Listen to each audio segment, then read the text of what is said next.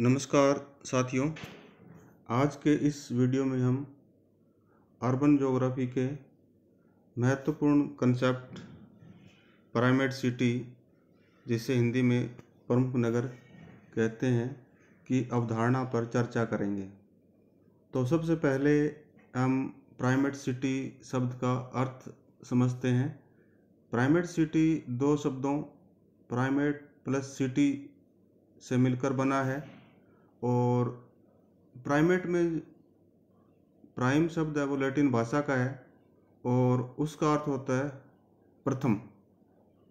इस प्रकार primate city है वो किसी देश, राज्य, क्षेत्र या प्रोविंस का प्रमुख शहर होता है और जो उस देश की सामाजिक, आर्थिक, राजनीतिक स्थिति को प्रभावित करता है।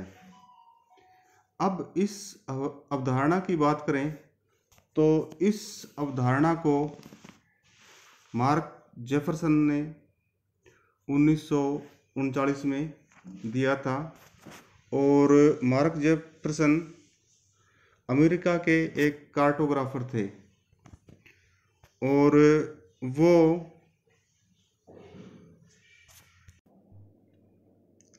अमेरिका डेलीगेशन जो कि पेरिस में 1919 की शांति वार्ता में भाग लेने गया था, मार्क जेफरसन उसके सदस्य थे। और मार्क जेफरसन है वो स्टेट नॉर्मन कॉलेज मिशिगन के भूगोल विभाग के अध्यक्ष रहे हैं और इस पद को उन्होंने 1901 से 1939 तक सुशोभित किया है। आगे चलकर यही state Norman college eastern Michigan university Michigan के नाम से प्रसिद्ध हुआ। मार्क जेफरसन है वो 1916 में अमेरिकन एसोसिएशन ऑफ ज्योग्राफर्स के प्रेसिडेंट भी चुने गए।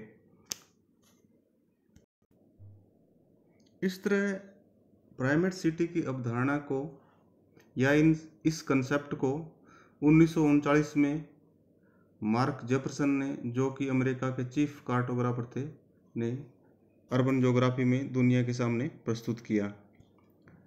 अब हम इस प्राइमेट सिटी या प्रमुख नगर की परिभाषा पर चर्चा करेंगे। तो इसकी परिभाषा को हम दो आधारों पे दे सकते हैं। नंबर एक तो इसमें पॉपुलेशन का आधार है और दूसरा जिस क्षेत्र में या देश में ये प्राइमेट सिटी स्थित है उस देश या क्षेत्र पर इस देश का प्रभाव कितना है। तो इन दो आधार पर इसकी परिभाषा हम दे सकते हैं। तो नंबर एक, जो प्राइमेट सिटी है वो उस देश, क्षेत्र, प्रोविंस या रीजन का प्रमुख शहर होता है। और दूसरी जो महत्वपूर्ण इस कंसेप्ट की बात है वो बात यह है कि प्राइमेट सिटी की जनसंख्या उस देश के सबसे बड़े शहर की जनसंख्या की दुगनी या इससे अधिक होती है। यानी कि जो प्राइमेट सिटी है उसकी जनसंख्या उस देश के दूसरे सबसे बड़े शहर की जनसंख्या से 2 गुना या उससे अधिक होगी। अगर ये क्राइटेरिया उस देश का प्रमुख नगर सेटिस्फाइड करता है तो वो प्राइमेट नगर की श्रेणी में आता है। और तीसरी जी इसकी जो मुख्य बात है प्राइमेट सिटी की वो ये है कि इस शहर का उस देश की आर्थिक, सामाजिक, व्यापारिक और वाणिज्यिक स्थिति और इसके संबंधित गतिविधियों पर प्रभाव होता है। यानी ये जो प्राइमेट सिटी है उस देश के आर्थिक, सामाजिक जीवन को प्रभावित करता है। ये इसकी मुख्य बात है। अब इस कंसेप्ट को हम एक उदाहरण के द्वारा समझने की कोशिश करेंगे। कोई देश है उसमें दो शहर है, कै और खै। कै जो शहर है उसकी जनसंख्या 10 लाख है और खै शहर है उसकी जनसंख्या 4 लाख है, और ख शहर है वो उसका दूसरा सबसे बड़ा शहर है, और क है वो उसका प्रमुख नगर है, यानी सबसे बड़ा शहर है।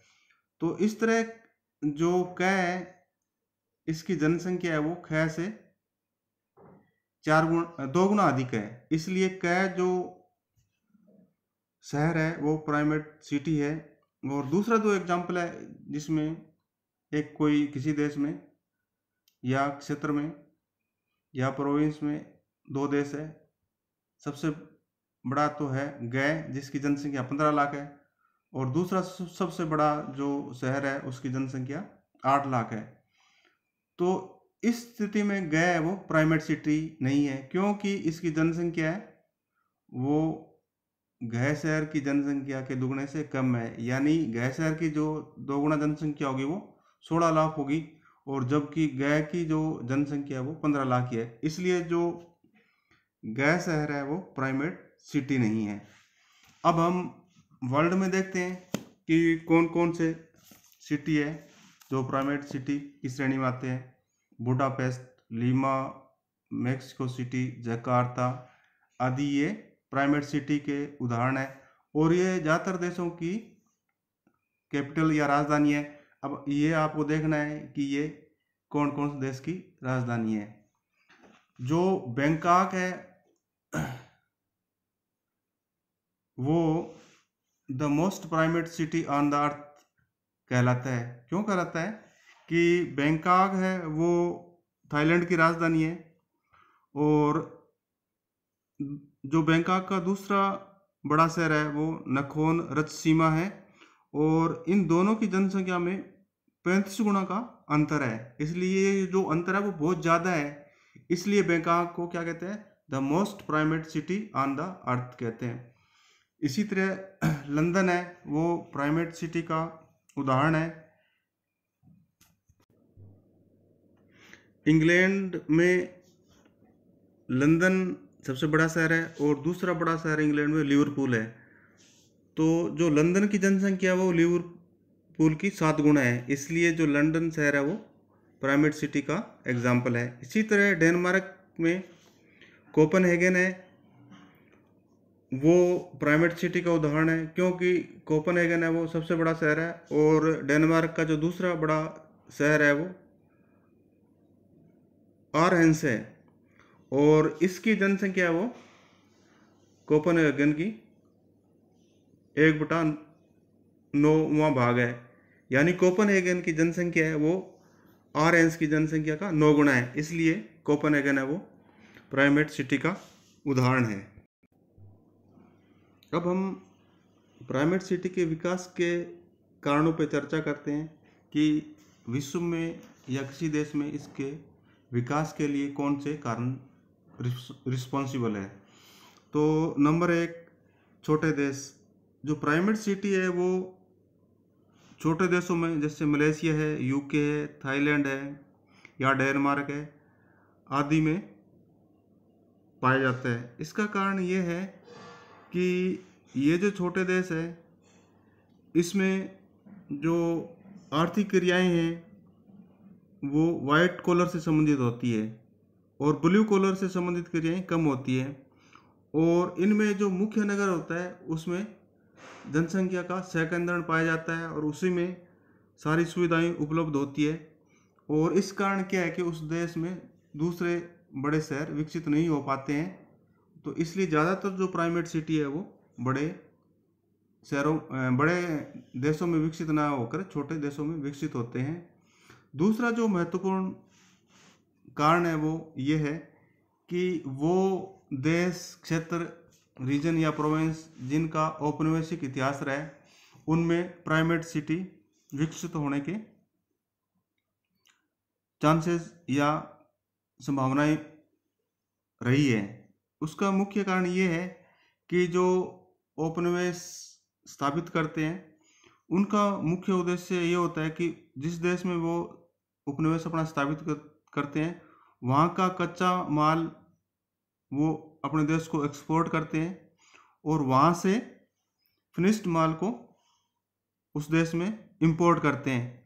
तो उनको अपनी ये आर्थिक क्रियाएं संपादित करने के लिए किसी शहर की ज़रूरत होती है और उस शहर में सारी सुविधाएं विकसित हो जाती है, जिसके कारण उस शहर का विकास अन्य शहरों की तुलना में ज़्यादा हो जाते हैं और उनकी जनसंख्या ज़्यादा हो जाती है।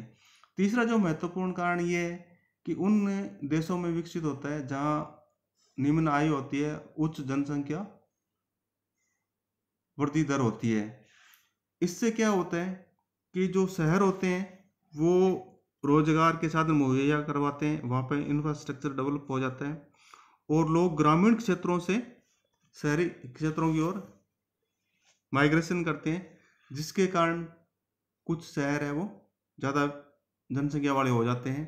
इसी तरह वे देश जिनकी इकोनॉमी है वो एक्सपोर्ट ओरिएंटेड है, तो उनको अपने देश से चीज़ों का निर्यात करने के लिए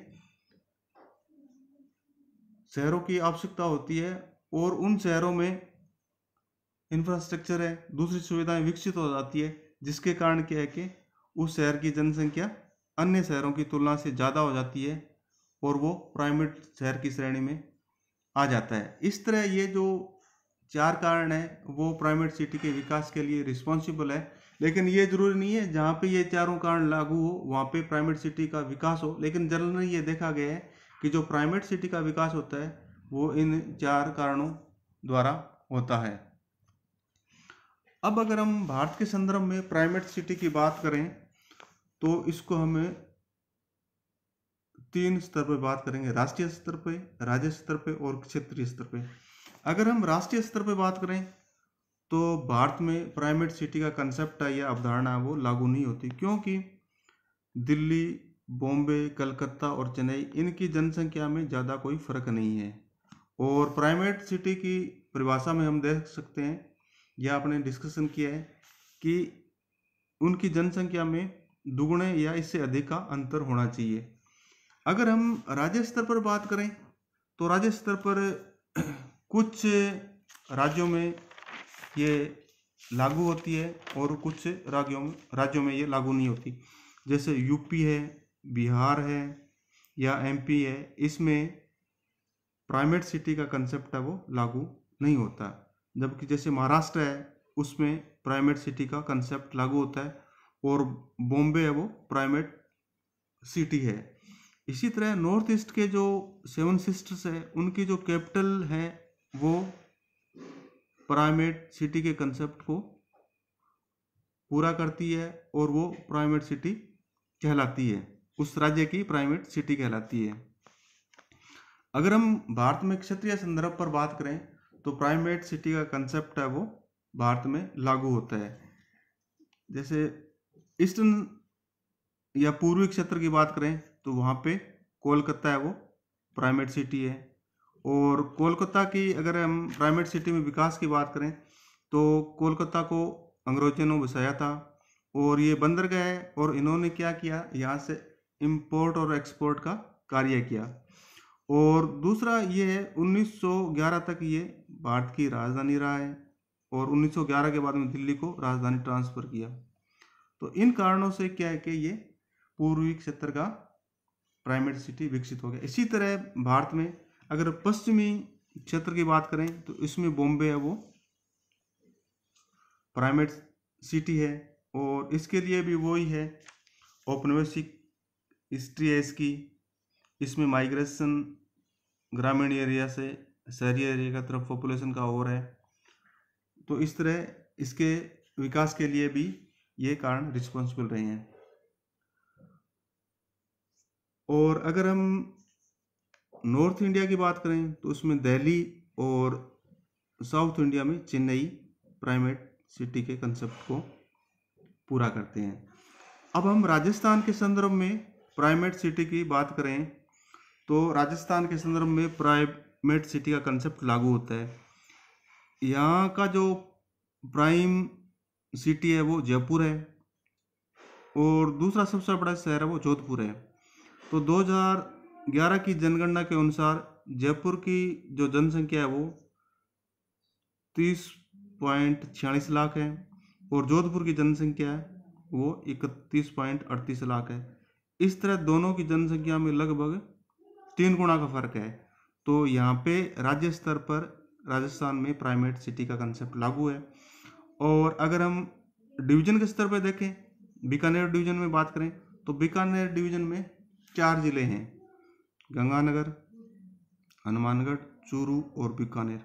तो इसमें बीकानेर वो सबसे बड़ा शहर है या प्राइम सिटी है, और दूसरा बड़ा शहर गंगानगर है। तो 2011 की जनगणना के अनुसार बीकानेर की जो जनसंख्या है वो 8.9 लाख है, और गंगानगर की जनसंख्या है वो 2.49 लाख है। इस तरह इन दोनों की जनसंख्या में लगभग 3 से 4 गुना का अंतर है। इसलिए ये डिवीजन या मुख्यालय के स्तर पर भी राजस्थान में प्राइमेट सिटी का कंसेप्ट लागू होता है। और जिले के संदर्भ में देखें अगर गंगानगर में, तो गंगानगर जिले में भी प्राइमेट सिटी का कंसेप्ट लागू होता है। गंगानगर जिले की जनसंख्या है वो बाकी शहरों की जनसंख्या से 2 गुना या उससे अधिक है। इसलिए जिले के स्तर पर भी गंगानगर में प्राइमेट सिटी का कंसेप्ट लागू है। इसकी कुछ आलोचना भी की जाती है प्राइमेट सिटी की। वो ये की जाती है कि प्राइमेट सिटी में जो किसी क्षेत्र है, देश है, प्रोविंस या राज्य के संसाधन है, वो एक प्राइवेट सिटी में ही कंज्यूम होते हैं और वहाँ पे सारी सुविधाएं, इंफ्रास्ट्रक्चर, रोजगार के साधन विकसित हो जाते हैं। तो यहाँ के केंद्र में तो विकास ज़्यादा हो जाता है, और जो पेरिफेरी में या जो परिधि पे जो एरिया है वहाँ पे विकास तुलनात्मक रूप से कम होता है। तो इससे क्या है कि किसी क्षेत्र, देश या प्रोविंस में असमानता का विकास होता है, और विकास वो समान आधार पे नहीं होता है। लेकिन फिर भी ये अर्बन ज्योग्राफी में पदांकन, अर्बन हायरार्की को निर्धारित करने का एक महत्वपूर्ण कंसेप्ट है, और इसने भविष्य में जो आने वाले कंसेप्ट है उसके लिए भी आधार का कार्य किया है। इसलिए इसकी प्रासंगिकता को हम नकार नहीं सकते, और ये आज भी प्रासंगिक है। धन्यवाद। इस वीडियो को अधिक से अधिक शेयर करें और इस चैनल को सब्सक्राइब करें। धन्यवाद।